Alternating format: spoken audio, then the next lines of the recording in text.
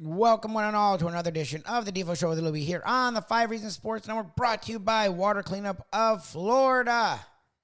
The rains aren't coming as often, but that does not mean our homes and offices won't have issues with fire or water damage. No worries, Water Cleanup of Florida is in your corner and will have you covered. Call them 24 hours a day, 7 days a week at 954-579-0356 if you have any water or fire issues. Believe me, they've helped my wife and myself, and they'll do the same thing for you. Over 60 years of combined experience between Michael, Robert, George, their entire team.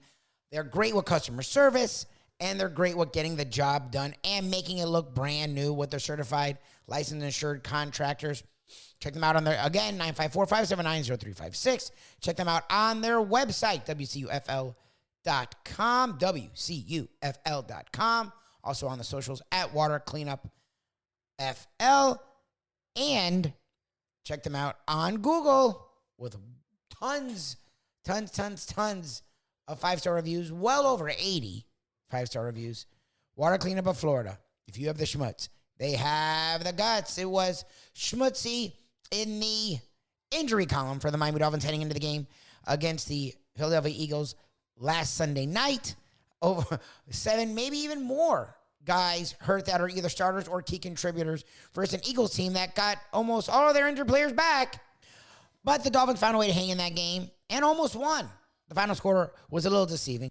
We talked with CBS 4's John Congemi, Phinsider himself, here on the Defo Show with Lubie about the Miami Dolphins' tough loss against the Philadelphia Eagles right here on the 5 Reasons Sports Network. Let's bring on an expert, man. And we didn't get a chance to see this guy on TV, although were you there on CBS yesterday? Did you do like a pregame show? John Congemi joins us here for the Pigskin Playbook, brought to you by Jimmy Johnson's Big Chill, mile marker 104, the Overseas Highway in Key Largo. Looking great as always, Johnny. How are you, my friend? Yeah, Defo, guys, Lubie, I'm doing great. Yes, I did do a Dolphins Weekly Live early yesterday at 11:30, and then we were on till about 1 o'clock in the morning. Oh, you stayed on after the game? Yeah, wow. we had the post-game show, the fifth quarter, and kind of talked a little bit about the disappointment of the Dolphins going on the road and not getting it done against the Philadelphia Eagles. And, I thought they had a chance. They're in the game. Yes. I really felt the defense put a lot of pressure on Jalen Hurts, who didn't look 100%. I mean, even before halftime, he came out with the brace in the third quarter, but I just didn't think he looked healthy, and he's still able to extend plays and do enough for the Eagles to win. I just thought that, Miami offensively, they've been leaning on explosive plays in that running game, and the running game wasn't there, and some of the explosives were there, but just not enough against a really good defensive front that faced a Miami Dolphins offensive line that was less than the starters you had projected to play a game like that on the road to try to win. Were those guys the guys that Chris Greer brought in when they were trying to get rid of Brian Flores at the end of that 5 and whatever that was, 11 season that he had when he won all those games at the end of the year? Remember when they all played against Baltimore in week 1? Yeah. My God. Where'd they find all these guys? And when you have, no depth, and then you have to go deep into your, your roster to find players to go out there and match up against, as Lubie pointed out, a dynamite collection of defensive linemen, including, Jalen Carter is not a starter on that defensive line. It's incredible. Yeah. A monster. It's like stupid. A monster. I know there's not moral victories, John, especially you played professional. I know there's not. But the minute I heard, what was it, like Tuesday, Connor Williams wasn't playing, I'm like, oh, well. And the fact that then in the game, Isaiah Wynn gets hurt like the first drive, it's like, okay. So to me, the fact that, with 11 minutes left, and again, the chucking it down the field stuff, I don't get it. And I don't understand on 3rd and 8 when you're around the 20, when the middle has worked all night long to go and do like a fade route. And then I don't know why it happened online where they had 2 guys in the same area, which they haven't had all year. That happened a couple of times. Yeah, I don't understand that because the middle might have been, both the middle and that route might have been open if you don't have Slade just standing there being able to watch 2 dudes in one space. But the fact that was even a possibility to me, and I get it. It's the NFL. They're trying to win a Super Bowl. But to me, you're missing your whole secondary. You're missing most of your offensive line. the fact that you had a chance to tie the game with 11 minutes left to me said something. I know no one will see that. I know they'll look at the final score. But to me, it was like, okay, this team at least, they didn't make excuses themselves. They were out there in this friggin' game with everything going against them. And it gave me a little solace. Like, you know what? They're going to be, in 2 weeks, they're going to be healthy. And I can't wait to see that team. All Dolphin fans are waiting to see that team completely, and they've shown glimpses against lesser opponents this year, what they can do. But when you take a look at the Buffalo Bills and you take a look at the Philadelphia Eagles, at the end of the year, everybody around the country that's watching NFL football is going to say, oh yeah, those two teams are going to be in the mix in their respective divisions to play in the Super Bowl, to have a chance to compete for a Super Bowl. And the Miami Dolphins are in that conversation, but unless you win one of those games eventually, you're going to be playing on the road. And that doesn't bode well for the Miami Dolphins in the playoffs. This is a team that's built on explosive plays, that's built on speed, that's built on kind of getting after you early and staying after you. And that's not conducive to below freezing temperatures in hostile environments on the road against teams that are as good as you. And one mistake or two mistakes leads to 14 points, and that spread's tough to pick up sometimes when you're playing in a hostile environment where communication on offense is, last night you could tell there was a couple snaps that were early that were almost botched.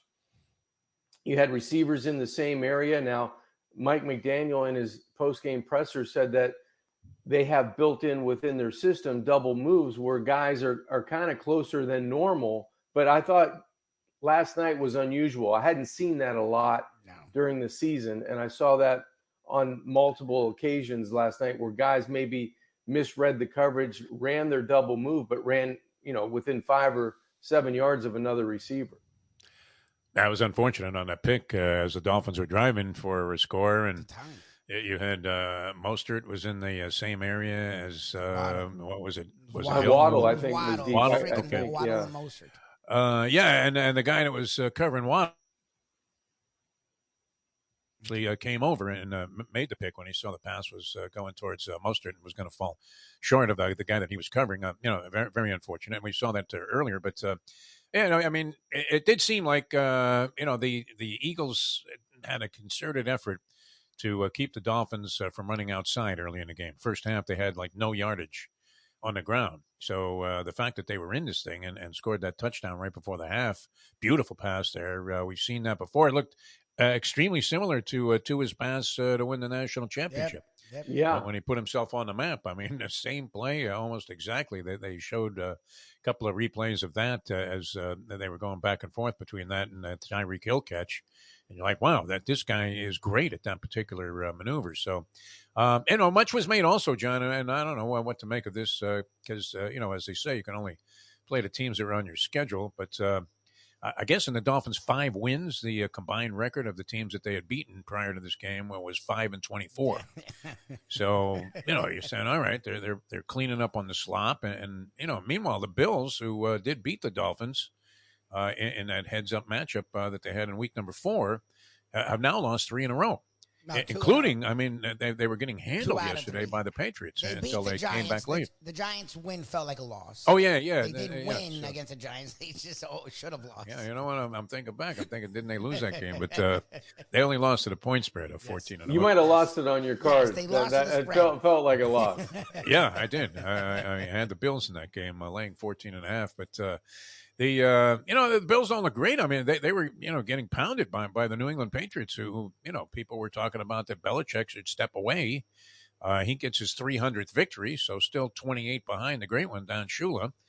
And you're thinking if they don't get a huge boost in personnel, and they might, right? I mean, the battle for what? Being somewhere in the top 5 in terms of selecting quarterbacks, you would think would be extremely significant. I had a Giants fan, the great Mike Nyman, text me during the game. This sucks because they were hoping to tank for the number 1 pick. Right. Like the last thing they wanted to do was win a game. Did you guys see the crawl on the Buffalo Bills New England game where it said Belichick signed in the offseason a contract extension? No, shut up. I did not see that. No. Holy yeah. He's sticking around, huh? So he wants to bury Shula again a Yes. second time. Yes, he does. Yeah, before the season, I guess he had signed a contract extension, but wasn't announced. Oh, okay. Well, I mean, no surprise that he would be able to write his own ticket. He almost, in some ways, deserves that. I don't think he's gone senile. And actually, to have that team in a position and ultimately beating the Buffalo Bills the way they've been playing was a pretty good, sign that he's not the shot fighter that a lot of people were making him out to be. Because you would have to say that a certain amount of that pertained to coaching. From a personnel standpoint, the Bills lay over the New England Patriots, and yet they made a late comeback. I think there was about 6 minutes to go, and they were trailing by 13 points, and they got the 2 touchdowns real quickly, and then they ended up coughing it up, and Mac Jones didn't look half bad in that ball game. So 300 for Bill Belichick. With the contract extension, what does he need? Another 6 years the way this team is going to get to 28 wins? I don't know. He's going to need multiple. He's going to need multiple years. That's for sure. And it depends on, how they kind of finish out the season. The Miami Dolphins have them up next at Hard Rock Stadium. And, they're coming off of a good win at home. That was a pretty decent performance by the Yeah, by the I thought they played well. And that's a defense that has some players. They have some talent on that side of the football. And it's all about, can they score enough points against an opponent that scores like the Miami Dolphins? You're going to need to be in the high 20s to be in the game, it looks like. So I was going to say, is there a formula for shutting down the Dolphins? We've seen a couple of different things, right? Where, I guess it was last year where the LA Chargers took away the middle of the field and forced Tua to throw the ball to the outside, and he wasn't all that comfortable in that ball game. There seemed to be, a big effort by Philadelphia to contain the Dolphins' running game and force them to run inside. They eventually did get some yards in the second half, but that looked like it worked. I mean, if you were designing a defense to go against this Dolphin team, hard to judge them based on, I think Lubie correctly is alluding to the idea that, the offensive line, which was suspect to begin with, all of a sudden is being manned by backups almost across the board. Yep. So maybe it's unfair to judge them, but is there a way? I mean, people have been talking about this juggernaut offense all season, and it looks great, but is there a way to decode that offense, in your opinion? I think so. You disrupt the time and space in the pocket for Tua. I mean, the Dolphins' offensive pass game is predicated on timing. Tua's going to hit a certain amount of steps. He's going to stick the foot in the ground and throw the football blindly, not blindly, anticipating Tyreek Hill and Jalen Waddle and those guys to be in the right spot at the right time. Nope. And he already knows where he's going with the football pre-snap. So he's got a pretty good idea.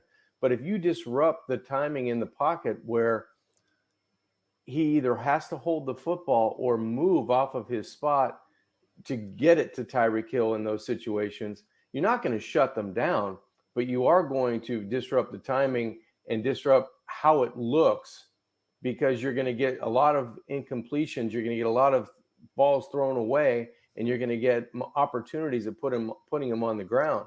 You couple that with winning the battle at the line of scrimmage and you shut down the running game. You don't have to stop it necessarily, but last night, the Dolphins had -7 yards on the ground in the first half. I think they finished with 45. That's shutting it down pretty good. And the defensive the front seven of the Philadelphia Eagles, they seem to do it with ease. Mostert got some runs on the outside in the beginning of that third quarter, and that was a nice adjustment by Mike McDaniel, getting people on the perimeter, using the leverage of the tight end to hook the final defender for the Eagles on the line of scrimmage, and then use the speed outside. It worked effectively early in the third quarter, but it was a game where you're going to need to have those chunk yardage plays show up more often. And that one pass that Tua threw to Tyreek, he's cutting inside, he's going to walk in the end zone. I guess after the game, Tyreek said when he was looking to run, his knee hit the football, and it kind of knocked it out of, being a catch and run for a touchdown. But that's the way I think you shut the Dolphins down. You have to beat them at the point of attack on the line of scrimmage. Yep. And if you can have one or two defenders win up front, it's going to disrupt the space and the timing that Tua has, because just think back to all the explosive plays. There's no one within 3 yards of Tua Tagovailoa when he's throwing the football, and the ball's gone in under 2 seconds. Mm-hmm. If you disrupt that space He's not the biggest guy, and bigger and smaller guys have trouble looking around bodies that are, coming down the middle, coming down the pike. So that's how you do it. Yeah, it was a shame. You don't usually see Hill drop a ball like that, and you can understand where he was kind of stretched out a little bit to make the catch, and then trying to keep his momentum going. Unfortunately, he bopped the ball out of there off of his knee, and that cost the Dolphins the possibility of getting that touchdown. And otherwise, they're right there. And, Well, losing by the 2 6. scores, I mean, they got scored on late. So, they held their own for a long period of Oh, time. they held their own, and I couldn't believe the discrepancy in the penalties. There had that was the thing. Is it possible? Yeah, I don't think it is possible. Has that ever happened? A team, Lubie says no penalties the entire game for Philadelphia. They had 1 penalty. Not a single flag thrown against them. Well, they had one, but it was I think Decline. It was the offsetting, but they didn't count the offsetting that. penalties. Yeah. But I mean, there was a face mask that was blatant on Wilson on the 4th down play. I think Bradbury and there's an official right there looking at it. There. I mean, no call right there. There was a call in the middle of the field where I think a Philadelphia Eagle kind of clotheslined either Long or Baker coming in to make a tackle. There was no call for holding or legal use of the hands. There was a few plays that were blatant that weren't called. Such ugliness. I mean, Nick Sirianni, he should be the coach of the year. I mean, they always equate lack of penalties. He used to do it with Shula all the time. Well, you know what? It's the discipline of this team. And then the anti-Shula, critics would be screaming, he's on the rules committee. Yeah, he's paying off on the rules committee. Which may be true. I don't know. He was very intimidating, Shula, when he was angry, without even really having to get overly emotional about it. He would just give you that look with the chin, and you would think, fuck, I'm dog meat here. But almost impossible to go through an entire game like that without a single penalty. Hard to imagine that with the way the Dolphins are aggressive up front on the defensive line, how they possibly could avoid a single flag going against the Philadelphia Eagles that was enforced during the ball game. But that was that. All right, overall summation. Where are we at coming into this game? 5-2, not terrible. The Chiefs won, and they looked impressive yesterday, so they lead the pack now at 6-1 in the AFC. There's a matchup coming up, in 2 weeks in Germany with the Kansas City Chiefs. And that's thinking that the Dolphins should be able to dispatch at home the New England Patriots next week. So you would have them at 6-2, and the Chiefs possibly with the same record and/or 7-1. 7-1. Where are we at with this Dolphin team? Still, you would have to think very viable among contenders, and not without the possibility, as surprising as it would seem, based on their early season offensive play, and not without the possibility of actually getting better. I feel confident. If you're a Dolphin fan right now and you watch the games, you feel good. You feel pretty confident about where you're at. You didn't lose a whole lot of ground in last night's loss because it seemed like, the Bills didn't take advantage of a team that's struggling. Kansas City's up there, but the good thing is you don't have to travel to Arrowhead to play them. Nope. I think it's going to be a much friendlier environment in Germany, no matter how many Kansas City fans travel for the game. I mean, the Dolphins are really big worldwide for some reason. Yeah, it's not going to be the hostile environment where they, have to go to Buffalo and face the crowd noise. You have to go to, Philadelphia and face the crowd noise. You have to go to Kansas City to face, the crowds, and very good teams, might I add, as well. Not only just, the outside influence. But in Germany, it's probably going to be, cut down the line 50-50. You'll be able to communicate, be able to not feel the pressure of the time clock because you can't hear, or you can't get guys in motion the way you want to. That's a big thing about this offense. You have to have great eye discipline on defense when you're facing the Dolphins. And when the Dolphins come out of the huddle with good communication and they have plenty of time on the play clock, they use their motion where the defense is like, I got to look, there goes Hill, Waddle's moving, where's Mostert? Now there's no backs in the backfield. There's a lot of things to process. And I think when you face the Dolphins in your home, we as the Dolphins haven't handled the communication part of the Mike McDaniel's offense very well, because the time clock gets into a point where you're stuck in that play. And the center communication, that silent snap gets seems like it gets botched up just about, once or twice a game, where you either hit a guy in motion with the snap, or you get a low snap, or you can't get the guys in the right spots. I don't think that's going to happen in Germany when they face Kansas City. So I think they're going to have a good chance to do what they want to do offensively.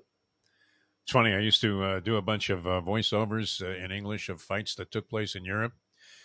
And the crowd, I mean, one of the things, and you know this from doing, all of the ball games you did on ESPN and all your play-by-play and color analysis, the crowd can definitely kind of create an emotional level for you where you're sort of using that as fuel to emote your own level of excitement about the play, without, necessarily going into a screaming mode.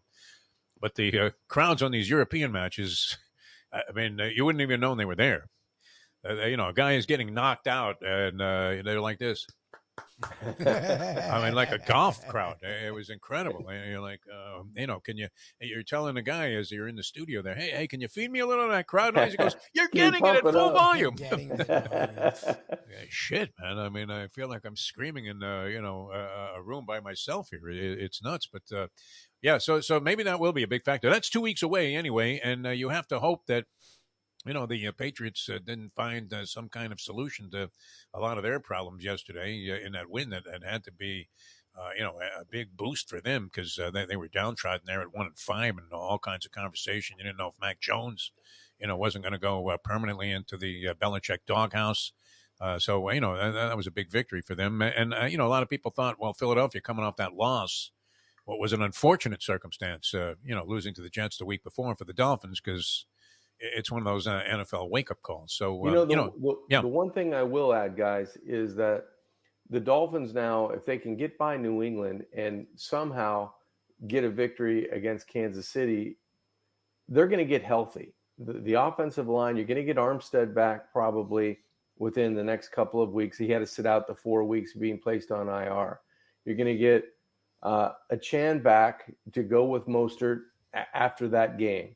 You're going to get Jalen Ramsey back, either at the Chiefs game or just after that game with X, who was out with a groin injury yesterday. So you're going to get more people slotted in to where they're supposed to play. Kader Kohu is not supposed to start at corner for the Miami Dolphins. No. He's going to start on the inside at nickel where he can be a pest, and he's a great tackler in the open field, and he can play closer to the line of scrimmage and cover that slot receiver. So you're going to have guys slotted in where they're more suited to play, and I think that's going to give the Dolphins also a kickstart, not only on the offensive line, but at corner and the defensive secondary, just as the Dolphins front seven start to turn up the heat and Vic Fangio starting to send more pressures that way. I think that's going to be what holds the Dolphin defense and kind of gives it a kick in the backside on the back end of the schedule. Does CBS ante up the money to send you guys to Germany with the team? No. Wouldn't that be important to get the flavor of what's going on there? I mean, it would be important, Defo. It would be important, but I'll be home in South Florida. I think Kim Bocamper is going to be on the road. Oh, yeah. For CBS 4 and for the Dolphins. Okay. No, Kim's good at that stuff, when he does the scene, deal, he's visiting all of the important sites to visit in Germany. Give Kim this when he's there. Ich liebe dich. All right. Okay.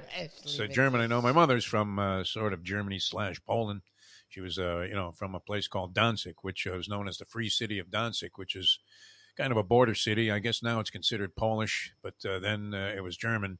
And it means I love you. So okay. Tell Kim to walk up to every hot chick in Germany and say Ich liebe dich and see what happens. He won't be insulting them. He'd just be telling them that he loves them. So that's all. Other than that, I think I can count to 9, and that's about it. So I wouldn't be much use as a translator on the trip. All right, let's scan a couple of other things around the NFL, and then we'll get in some college ball. And wow, I mean, the Cristobal stuff. I literally was screaming at the television set. Screaming, John. I don't get like this. I just sedately watch games by myself, petting the dog, whatever, debating whether or not to go up to the fridge and have another chicken wing. And, I'm sitting here watching this in stunned disbelief that this guy is going to sit on the ball with over a minute to go. I know he had the freshman quarterback, true freshman, but the guy was already finding a groove in the second half. And you would think that you could dink and dunk your way and hope to get 40 yards. And at the worst, if it doesn't work, Wow. you're not going to make the big turnover. And at the worst, you're in overtime, which is what you're trying to, do anyway with the way that he called the plays. But I thought that was just astonishingly stupid, the way that he approached this thing. Because I don't know about you, but do you not feel that the overtime in college football is just it's a crapshoot. It's a flip of the thing? coin. Yeah. You're at the mercy of 2-point plays. It almost seems like at the end, when you get the ball in the 25, and if you go backwards at all, you go, okay, we got to get in field goal mode. We got to get points, right? Yes. So yeah, I was watching the Florida State game pretty much, and then I turned over to the Miami game when it was getting interesting. Miami seemed like they had a lot of momentum built. They make a great comeback in that game. Huge fourth quarter. I think Williams, the quarterback, was 14 of 17 or some bizarre number. I saw the stat between the first half and the second half. Although the first half wasn't bad percentage-wise, they just didn't throw the football down the field. He threw the ball 2 yards, each time. Yeah, he was like 10 of 17 for like 31 yards. And then in the second half, he was 14 of 17, I believe, for over 120 or over 130 yards, and they were moving the football. So, yeah, I would agree with you. I thought they had the momentum and they had Clemson on their heels. They could have at least, how sometimes coaches, let's try a play here. And if we get some success on first down, now we'll kick it into, no huddle, and we'll continue to get an up-tempo pace and see if we can't end this in regulation. But when it went to overtime, I felt like Miami was the better team and that Clemson was going to have trouble handling the front seven of Miami because they were dominant in that second half. They had that quarterback running all over the place. Yeah, and when they took advantage of getting on the board first, you felt like they were going to find a way to get it done. Between the Georgia Tech thing, though, and this, I mean, it's astonishing to me. I know Lubie, he's been screaming about this forever, that Mario Cristobal, and I think the rest of the country, would possibly agree that not the greatest game day coach that you've ever seen. I don't know that you would pick him. They always say, well, if you had one guy to, come to the plate and bat in this situation, or one quarterback to throw a pass, if you had one coach, to try and go out and close out a game, I think the last guy on everybody's list right now would be Mario Cristobal. But, I mean, if I'm a player, I thought that was despicable. Really, all you have to do, I mean, even if you just dump the ball into the middle of the field and hope a guy breaks a tackle, we've seen it how many times, and in a lot of these close finishes in the NFL yesterday. A guy goes 30 yards on one of those plays, and next thing you know, you're in field goal range. I mean, the first it play happened they in the passed. Atlanta game, as the Falcons beat Tampa Bay. But that's what was confusing. That's why the announcers are like, because the first play they did pass, and they completed it and got like 20 yards. That's why I was like, okay, they're going for it. Good for Cristobal. That's what I was saying. And then he ran 5 times. It's like, what? It was nuts. I mean, handoff up the middle, John. Come on. What Defo and I were talking about, Lubie, is like usually you have that one play, you give it a shot, right? Let's dial up a play that if we get some positive yardage, we're going to go into a little bit more up-tempo, hurry up situation, and we're going to keep the pressure on because now we've got a chance to close it out in regulation. So, and I believe it was Wes and Matt Hasselbeck again, the same guys that called Tim Hasselbeck. Tim Hasselbeck, the Georgia Tech fiasco at the end there. Yep. They were the same guys questioning what's going on again. Can you believe this? So yeah, I mean, there's a way to do it and a way not to do it. And it seems like Miami got very fortunate that they were able to have their defense hold up inside the 5-yard line there, because if Clemson scores and gets 2, that's got to be demoralizing. Now all those questions are resurfacing. If you happen to lose that game, you go back to those 2 instances where you go, how could we put ourselves in those situations? It's a complete errors by that entire coaching staff, but it all rests with Mario and his decisions. I would never want to subject myself to the bizarre possibilities that can occur in an overtime, the way the college overtime is decided. I mean, it's just it's too ridiculous to think that It's one thing if you have 14 seconds to go and you're at your own 4. Okay, so maybe Let's you sit get on it the to ball. overtime. Yeah. Let's get it to overtime. Okay, that's understandable. But with over a minute to go, I believe he had timeouts at his disposal also, either 1 or 2. Did too. Yeah, 2 timeouts. That's plenty of time to move the ball 40 yards, is it not? And you were moving the ball successfully against this Clemson I don't team. even know you needed to move it 40. Maybe I think they got the ball at like the 30, 35-yard line or something. Yeah. Maybe you're right, but it wasn't after the first positive play. You're thinking, okay, they're going to go for it now. They got exactly. They got momentum. So I have it here with a minute 26. That's what was pissing. It wasn't like it was 40 seconds with the first. Right. Yeah. It was a minute and a half at the 28. It wasn't at the 5, the 28, and then they throw it right over the middle. A very dangerous pass. Easy reception for 6 yards. They got to the line, ran it again with a minute, got a first down. So now the clock stops, and you have 2 timeouts. So it's a minute from nearly the 40 with 2 timeouts, and the clock stopped. And then you need maybe 30 more yards. Yeah. It's insane. I mean, literally, I mean, if the first thing wasn't a fireable offense with the kneeling down, I thought, my God, what kind of chicken shit strategy is this? I mean, who would want to open up the possibility of a loss in that spot? Just think of the conversations everybody would have been having Sunday morning had they lost that game. I started to root for them to lose just based on the stupidity. And then Cristobal's like a big hero after the ball game, and I'm thinking, my God, this guy couldn't do any more to sabotage his team's chances as a game day decision maker than we've seen so far this year, and that's been his history. And it's definitely a cause of concern. The season is already somewhat blown anyway, based on the 2 losses that they've suffered. But and then subsequent to that, you had North Carolina get beaten by Virginia, right? Who I guess comes in next. And then I didn't want to necessarily bring this up, but our good friends at Pittsburgh. Going down to West Virginia, that was no fun. Or Wake Forest, right? Was it Wake Forest? Wake beat them. Yeah, that was a talk about bad calls. The quarterback for Pitt kind of slides ahead of the first down marker, and that's gonna win the game. And the officials called him like a yard or 2 short or shy. I guess they do it where you start the slide, but when you watch it on replay, he was well past the line to gain. I didn't watch the game. I just saw the highlights, but there was a couple of instances where at Florida State, they showed the exact same scenario where their quarterback starts to slide well before the yard to gain, and it was a first down. So yeah, I think Pitt got hosed by the officials there at Wake Forest. I was a little upset that Duke just let them waltz into the end zone there for the easy cover. After laying 14.5 with Duke in that ball game, that last touchdown was particularly painful. You could see it coming, though, from a mile away. A loss is never a good thing, and we don't take moral victories, especially in the NFL. And when you look at the Dolphins' schedule, they've beaten the bad teams, struggled with the good teams, but they were missing their all-pro caliber center, which, look, the offensive line was supposed to be a major issue. It actually hasn't. It's actually played pretty well when Connor Williams is out there. No Connor Williams. You're already missing Teron Armstead. And then in the game, you lose Isaiah Wynn, a guy who's actually played well, even though no one knew what he was going to be going into this year. He was a late offseason pickup. Versus the deepest, I don't know if it's the best because the Niners have a really good defensive line, but it's the deepest, most talented defensive line in all of the NFL.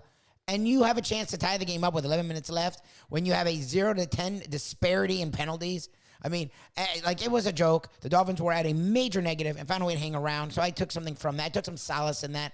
We'll see. 2 weeks, yes, they do have the Patriots next week, and then they play the Chiefs. That's the next really good team they play. And you should have Ramsey's already practicing, so hopefully Ramsey will be in that game. You will hopefully, I don't know if you have Armstead back, but you have Connor Williams back. You may not have A-Shane back, but you'll have Jeff Wilson Jr. fully in tow. He played a little bit this last game, but he'll be fully in tow. And you may even have Needham back, and you'll have Howard. You have a very different team than you had this last weekend. Looking forward to that. John Congemi always brings it. We bring it each and every morning on South Florida Live from 8 to 9:30. Check that out. South Florida Live, the Defo Show with Lubie, YouTube or Facebook. Check us out, nofilter.net, the morning briefing. Caffeine TV, just search. Go to Google, Caffeine TV, the morning briefing. We do that each and every day as well. The Believe Network, BLEAV.com, search after hours, and our South Florida content right here.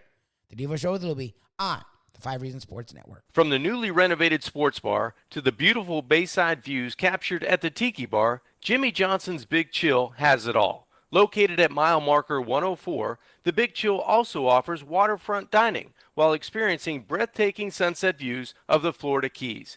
It's simply the hottest spot in the Keys to cool off. That's Jimmy Johnson's Big Chill at mile marker 104 in Key Largo. For more information, call today at 305-453-9066. These days, we're all looking for comfort anywhere we can find it. Thank goodness for Landlubbers Raw Bar and Grill in Plantation, because they are making sure you are as comfortable as possible. First of all, they're not only open for delivery and pickup. All you have to do is go to landlubbersbarandgrill.com for both pickup and free delivery. You're going to have the best wings in the world. You're going to have a great burger. You're going to have their amazing soups. Again, Landlubbers, Raw Bar, and Grill. It's nice and easy. Just go to landlubbersbarandgrill.com for both your pickup and free delivery. Thank goodness for Landlubbers for making you always feel right at home.